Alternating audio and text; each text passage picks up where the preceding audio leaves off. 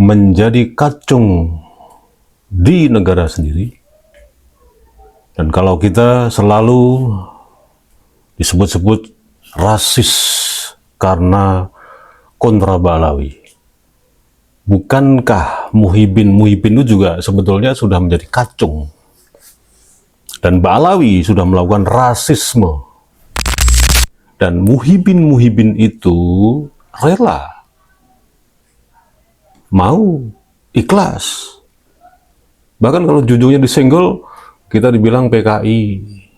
Ini bukan soal masalah kalau nggak ngonten Ba'alawi, nggak laku ya. Kalau nggak ngonten Ba'alawi sepi, nggak begitu. Ini soal kedaulatan bangsa ini. Iya, jadi saya pikir saya mau konsentrasi kepada program. Ini kita sekarang tinggal 20 hari, 21 hari. Sudah saya mau bicara pemikiran saya, kalau ditanya, kalau nggak ditanya, saya datang ke rakyat.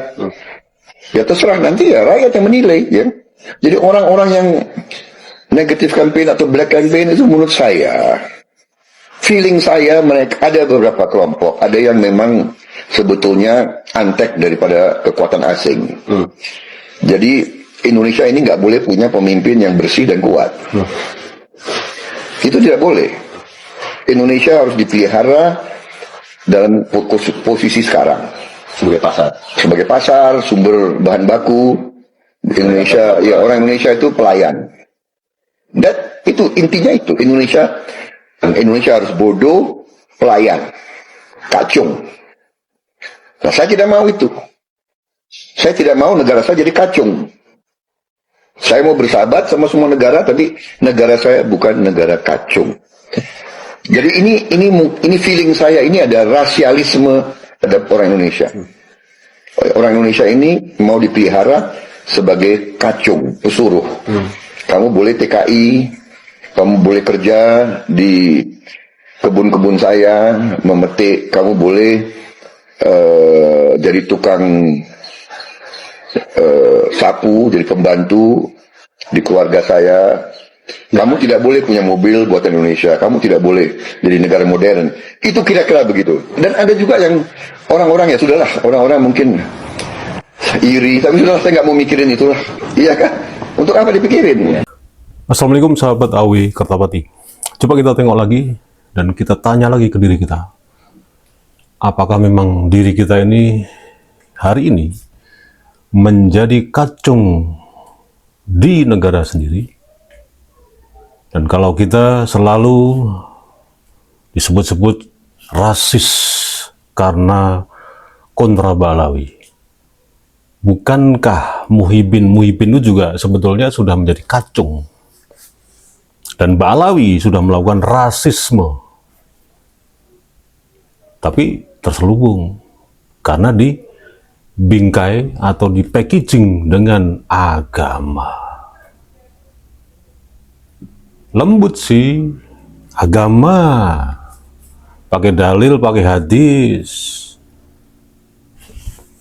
nyunggi kitab lagi, meskipun kitab karangan Ba'alawi yang nggak jelas itu. Tapi kan kita merasa kan, atau bahkan nggak merasa menjadi kacung Ba'alawi. Dan Muhyiddin itu rela, mau, ikhlas. Bahkan kalau jujurnya disenggol, kita dibilang PKI. Ini bukan soal masalah kalau nggak ngonten Ba'alawi, nggak laku ya. Kalau nggak ngonten Ba'alawi sepi, nggak begitu.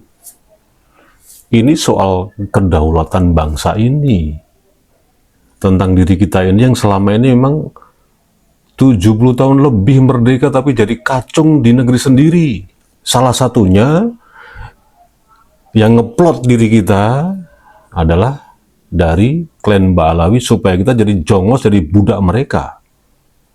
Makanya Pak Prabowo kemarin statementnya yang mengatakan pergi kau ke Yaman itu sudah puncak dari kekesalan Prabowo Subianto terhadap klan Ba'alawi. Tapi kan strateginya memang Bapak Prabowo kan seperti itu. Semua direngkuh, semua diakomodir. Bukan mungkul, tapi merangkul. Tapi dengan catatan tetap itu masih dalam konteks strategi, bukan asal-asalan. Seperti misalkan ada presiden yang lalu, kalau perlu didor aja. Tapi kan sebatas omon-omon. Mau ngedor orang, emangnya tidak ada HAM, tidak ada hukum di negeri ini. Belum lagi geopolitik di luar negeri. Emang tidak ikut campur setelah nanti bak laut didor semua. Ya nggak sesederhana itulah. Tapi ini merupakan bocoran audio dari Presiden Prabowo Subianto ini. Saya juga belum mengkonfirmasi apakah ini valid atau ini hanya AI, tapi bukan itu yang menjadi pokok pembahasan. Tapi bagaimana Prabowo Subianto ini menggugah semangat bangsa ini agar jadi kacung, jadi antek, jadi jongos di negeri sendiri. Yang orang dari luar ataupun dari dalam sebagai pengkhianat bangsa ini sengaja membuat rasisme di negeri ini. Jadi sekarang yang rasis siapa? Konteksnya Mbak Alawi ya. Mbak Alawi atau teman-teman YouTuber atau ulama-ulama Nusantara yang terus menyuarakan tentang kejancuan Mbak Alawi itu. Siapa yang rasis sekarang pertanyaannya? Komplit Mbak Alawi itu nggak cuma rasis, macem-macem kan? Dan itu puluhan tahun loh, bukan hanya sekedar seumur jagung, puluhan tahun.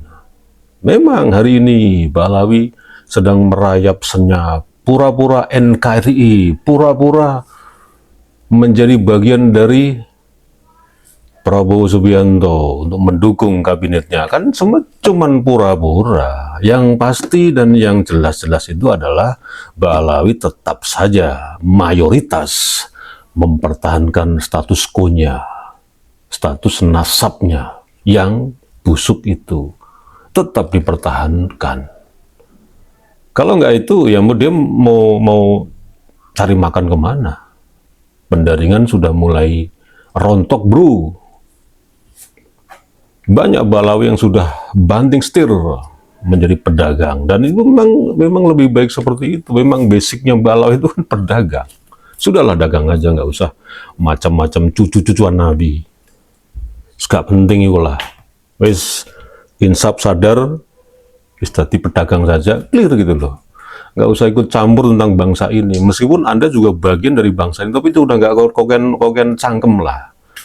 Udah Balawi apalagi muhibin-muhibinnya udah nggak usah kakek cangkeman gitu loh. Sok-sok tahu tentang bangsa ini tuh cuman bikin gaduh ke ujung-ujungnya, bikin rusuh ke ujung-ujungnya. Nah, kita kembali lagi kepada bocoran audio Prabowo Subianto yang ini sebagai pemantik, sebagai motivator, meskipun ada anak bau kencur, anak bau sangit ya, yang menyebut Prabowo ini presiden atau motivator. Tahu kan Anda siapa bau kencur itu? Tio, jancuk. Si bau kencur itu nggak tahu lah gitu siapa yang bikin tuh. Nah, pokoknya kita ini sekarang udah mulai tinggal landas. Jangan sampai kita ini menjadi budak, menjadi kacung, menjadi jongos di negeri sendiri lagi. Ini kan lucu, ini kan terhina sekali kita ini kalau mendengar audio dari Prabowo Subianto tadi. Seharusnya kalau Anda tidak terhina, nggak merasa bangkit, ya itu tolol Anda, itu goblok gitu loh. Kurang lebih seperti itu. Dan mudah-mudahan ini bermanfaat. Wassalamualaikum warahmatullahi wabarakatuh.